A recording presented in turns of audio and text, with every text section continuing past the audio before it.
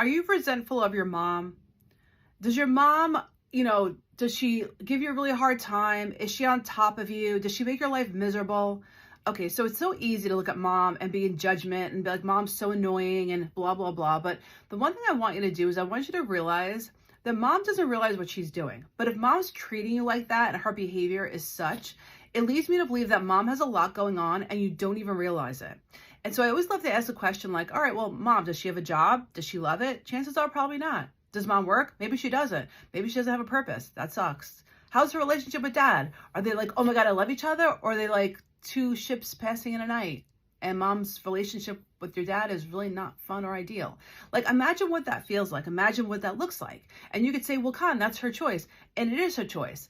But if that is her choice, that's a perfect example of most women that don't know their worth or feel stuck and don't know how to change it. So if mom's in that situation, chances are she feels stuck. And guess what? She has some kids, which makes her feel even stucker, if that's a word.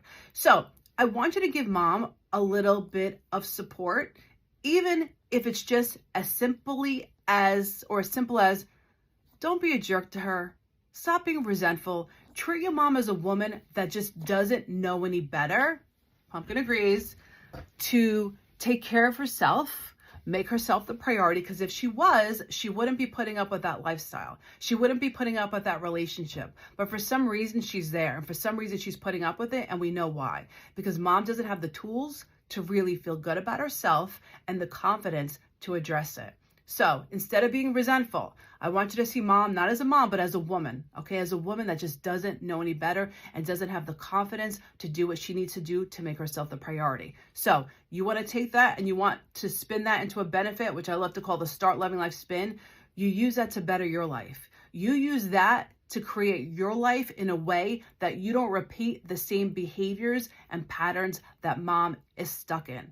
And by all means, don't be in judgment. We're all doing the best we can. Mom's doing the best she can. Mom loves you. She doesn't know what's going on. She doesn't know the errors of her way, and she doesn't know how to fix her life. And again, at that time or in that space or that age, it's sometimes hard. So instead of standing in judgment and being a jerk to mom because she's not the right mom or the ideal mom, just take a step back and love mom anyway, because mom loves you.